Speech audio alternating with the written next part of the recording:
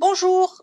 Dans les nouveautés du mois d'octobre, nous avons essayé de faire en sorte que votre système vous automatise des actions à faire lorsque vous passez d'un mandat à un mandat sous offre ou à un mandat sous compromis, puisqu'il y a quand même un certain nombre de choses qui sont à suivre.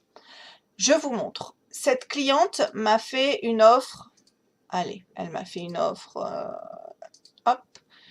Donc je passe mon mandat sous offre. Je pense bien sûr à mettre le prix auquel l'offre a été acceptée et je valide. Donc il me demande différentes choses, je réponds. Et en fonction de ce que je vais avoir à vérifier et en fonction du nombre de jours que j'aurai paramétré, le système va me générer des actions. Je vais donc avoir un certain nombre d'actions. Si mon fond d'écran est rouge, c'est que je suis en retard. Si par contre je passe je déplace par exemple, je le mets au 21 aujourd'hui, mon écran va être orange, c'est que j'ai des actions à faire aujourd'hui. Si le fond d'écran est blanc, c'est que je suis à jour. Maintenant, imaginons qu'un autre mandat de sous-offre passe à sous-compromis. On a signé le compromis aujourd'hui. Je vais donc avoir une mise à jour. Je vais décocher les automails puisque je n'ai plus la même chose. Je veux changer bien sûr le type de mandat. Et là, en fonction de ce que je vais avoir dans mon compromis, je vais pouvoir changer des choses. Exemple, cette cliente paye cash, donc je n'ai pas de problème de crédit, je peux décocher mes actions à faire. Par contre, il y a une autre condition, c'est que je dois recevoir différentes informations concernant une piscine construite.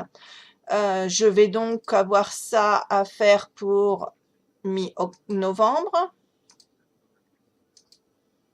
Et la date prévue de l'acte n'est pas le 19 janvier, mais le 16. Je vais bien sûr avoir le relevé des compteurs à faire et les actions à date à faire. Je vais donc générer les actions. Voilà, donc j'ai à la fois des actions à faire pour mon offre et des actions à faire pour mon compromis. Dans les autres nouveautés, quelque chose d'assez technique, tout ce qui va être calcul du viager, calcul des possibilités d'emprunt, etc.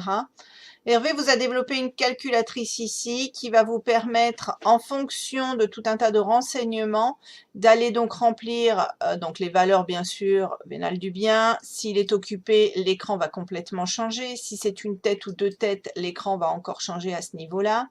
Vous avez aussi la possibilité de regarder comparaison à crédit par rapport au viager, voir le taux d'imposition, le taux, etc. Voir aussi un calcul de vente à terme. Est-ce qu'on a une mensualité ou est-ce qu'on a un capital d'apport? Bref, vous aurez dans les formations toute une explication là-dessus. Vous pourrez tout expliquer, aller voir avec votre client s'il vaut mieux vendre en libre, vendre en occupé, vendre sur une tête, vendre sur deux têtes, pondérer ou pas le droit d'utilisation d'habitation, voir au niveau de l'usufruit. Enfin, vous aurez tout un tas de calculs. Dans les autres nouveautés aussi, vous allez maintenant avoir la possibilité de mettre en dur les dates d'anniversaire de vos différents clients. Alors oui, par défaut, on a mis monsieur, madame, ça peut être madame, madame, monsieur, monsieur, on s'en moque. De la même façon, du côté de vos acquéreurs. Et du coup, dans les automails, vous allez pouvoir aller définir des fichiers types pour les messieurs et des fichiers types pour les dames.